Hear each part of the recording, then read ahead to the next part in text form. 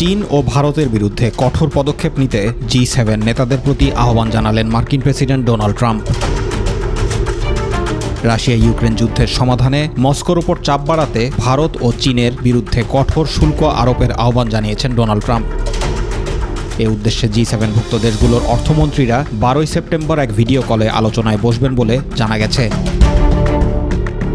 Russia থেকে তেল আমদানি করে চীন ও ভারত সরাসরি ভ্লাদিমির পুতিনের যুদ্ধ পরিচালনার সামর্থ্য বাড়াচ্ছে এমন অভিযোগ করেছেন মার্কিন অর্থ মন্ত্রণালয়ের এক মুখপাত্র। তিনি বলেন, পুতিন ইউক্রেনে আরও ভয়াবহ হামলা চালাতে পারছেন কারণ তার অর্থের যোগান অব্যাহত রয়েছে। এ অবস্থায় শান্তি আনতে হলে G7 দেশগুলোকে একসঙ্গে শক্ত অবস্থান নিতে হবে।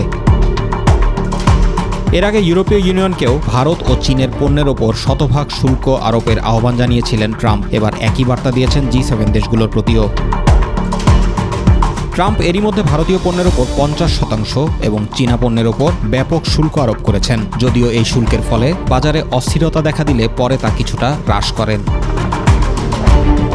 জুবাইর রহমান, মাই টিভি নিউজ।